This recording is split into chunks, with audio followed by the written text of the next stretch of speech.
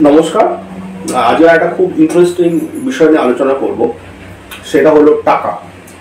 হ্যাঁ, টাকা সম্পর্কে আর তো কিছু নতুন করে বলার নেই। টাকা এখনকার দুনিয়ার সবকিছুই, প্রায় বেশিরভাগ মানুষের কাছেই। তো কারো রাশিচক্রে বা জন্মকুষ্ঠিতে অর্থ বা টাকা ঠিক কিভাবে বিচার করা যেতে পারে সঠিকভাবে, যে তার কত পরিমাণ টাকা হবে বা অর্থ আসবে। আচ্ছা, এই ক্ষেত্রে সবার আগে একটা প্রচলিত ধারণার কথা বলি, যেটা সম্পর্কে কিছু বলার দরকার আছে। সেটা হলো, যারা জ্যোতিষ জানেন বা জ্যোতিষ চর্চা করেন তারা প্রায় প্রত্যেকেই জানেন, লগ্ন থেকে দ্বিতীয় ভাব যেটা, সেটাকে ধনস্থান বলা হয়।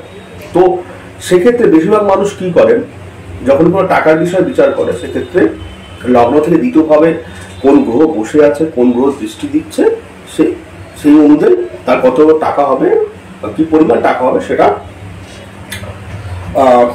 তারা বিচার করে। কিন্তু এখানে ফান্ডামেন্টাল বিষয় একটু ভুল আছে, মানে কনসেপশন একটু ভুল হয়ে যাচ্ছে। যেটা হলো, লগ্ন সাপেক্ষে দ্বিতীয় ভাব বোঝায় ডিপোজিশনের ভাব, অর্থাৎ কি আমার হাতে জমে আছে বা আমার হাতে রয়েছে, মানে যেটা সেভিংস বা সঞ্চয় বলে। তো সেই ক্ষেত্রে দ্বিতীয় ভাব কিন্তু এক্ষেত্রে টাকা ইনকাম বোঝায় না। দ্বিতীয় ভাব বোঝায় আপনার টাকাটা কতটা জমে আছে বা সেভিংস হয়ে আছে। তো সেই ক্ষেত্রে দ্বিতীয় ভাব কিন্তু ডাইরেক্টলি আপনার টাকা ইনকামটা বোঝাচ্ছে না। কারণ এর রেফারেন্স আমরা যদি দেখি, বিরোধ পরাশর কি বলেছে, লগ্ন পঞ্চম নবম 1, 5, 9 ভাব হচ্ছে লক্ষ্মীস্থান, এবং লগ্ন চতুর্থ সপ্তম এবং দশম হচ্ছে কেন্দ্রস্থান। তো এবার সাধারণভাবে আমরা সবাই জানি লক্ষ্মীস্থান মানে হচ্ছে ধনের জায়গা বা ধনস্থান। তো সেই ক্ষেত্রে লগ্ন পঞ্চম নবম, যেটা বিরোধ পরাশর বলেছে, সেই লক্ষ্মীস্থানটা লগ্ন পঞ্চম নবম, এবং সেই ক্ষেত্রে লক্ষ্মীস্থান মানে ধনস্থান, সেই অনুযায়ী কিন্তু আসল ধনস্থান হচ্ছে লগ্ন পঞ্চম নবম, যেটা হচ্ছে লক্ষ্মীস্থান। তো সেক্ষেত্রে দ্বিতীয় ভাবটা কেন বিচার করা, সেই প্রশ্ন আসছে। দ্বিতীয় ভাব মানে হচ্ছে আপনার হাতে কি সঞ্চয় হয়ে আছে। সিম্পল ভাবে বুঝলে, আপনার হাতে টাকা সঞ্চয় ততটাই হবে যতটা আপনার আয় হবে, তার থেকে আপনার যতটা ব্যয় হবে সেটা মাইনাস বা বিয়োগ করলে যা থাকবে সেটাই আপনার সঞ্চয়। তো সেক্ষেত্রে সেই সঞ্চয়টা আপনার দ্বিতীয় ভাব। তো সুতরাং দ্বিতীয় ভাবে যে সঞ্চয় বা টাকাটা হতে হলে আপনার তো আগে আসতে হবে টাকাটা, তারপরে সেটা থেকে ব্যয় যেটা হবে সেটা বিয়োগ করে যেটা থাকবে সেটা হলো আপনার সঞ্চয়, মানে নেট।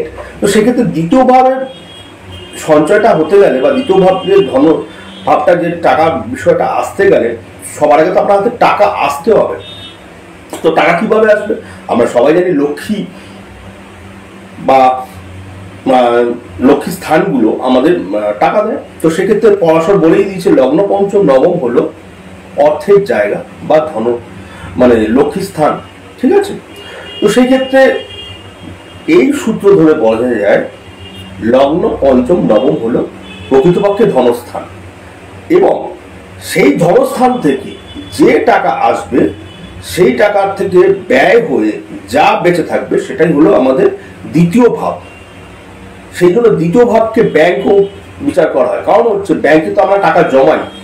তো সুতরাং দ্বিতীয় ভাবের ফান্ডামেন্টাল মিনিংটা হলো, যেটা আমাদের হাতে জমে থাকে, সেটা টাকাও হতে পারে, অর্নামেন্টস বা জুয়েলারিও হতে পারে, গয়নাগাটি ইত্যাদি প্রভৃতি। সুতরাং দ্বিতীয় ভাব কিন্তু ডাইরেক্ট টাকা দেয় না। দ্বিতীয় ভাব বোঝায় কতটা টাকা আমাদের বা ধনসম্পত্তি আমাদের হাতে জমে আছে। তো সেই জমে থাকতে গেলে তো আপনার হাতে আগে টাকা আসতে হবে। সেক্ষেত্রে লগ্ন পঞ্চম নবম ভাবটা হচ্ছে মেন ধনের স্থান বা ধন জায়গা, কারণ হচ্ছে এটাকে লক্ষ্মীস্থান বলা হয়। সেই লক্ষ্মীস্থান থেকে যতটা পরিমাণ টাকা আসবে, তার থেকে আপনি যা ব্যয় হবে, খরচ হবে, সেটা মাইনাস করলে সেটা গিয়ে জমবে দ্বিতীয় হাউস বা সেকেন্ড হাউসে।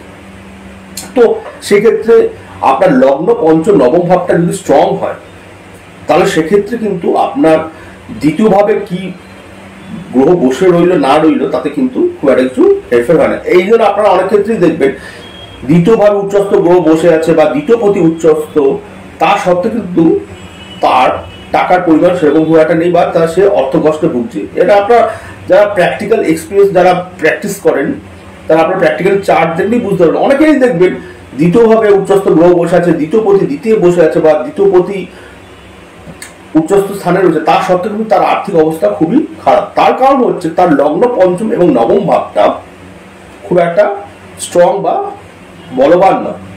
সুতরাং কার কত পরিমাণ অর্থ আসবে সেটা কিন্তু বিচার করার মেন জায়গা হচ্ছে লগ্ন পঞ্চম নবম স্থান। কারণ লগ্ন পঞ্চম নবম স্থানকে লক্ষ্মী স্থান বলা হয়েছে বৃহৎ পড়াশোনার পড়াশাস্ত্রে। তো তারপরে আপনি লগ্ন পঞ্চম নবম ভাব যদি বলবান হয়, তারপরে আপনি দ্বিতীয় ভাব বিচার করুন যে তার কতটা জমে থাকবে। কারণ লগ্ন পঞ্চম নবম ভাব যতটা টাকা ইন্ডিকেট করবে সেটাই কিন্তু দ্বিতীয় ভাব ক্যারি করবে। ওকে, এই ছোট্ট ভিডিওতে আশা করি আপনাদের হিন্ট দিতে পারলাম এই ধনস্থান বা টাকা পয়সার বিচার কিভাবে করা যেতে পারে। এই সাবজেক্টটা অনেক বড় সাবজেক্ট, তো সুতরাং এই ছোট ভিডিওতে তো বলা সম্ভব না। পরবর্তীকালে এই চ্যানেলটা আরো ইলাবোরেটলি করবো। যদি ভিডিওটি ভালো লাগে লাইক করবেন, কমেন্ট করবেন, শেয়ার করবেন। নমস্কার।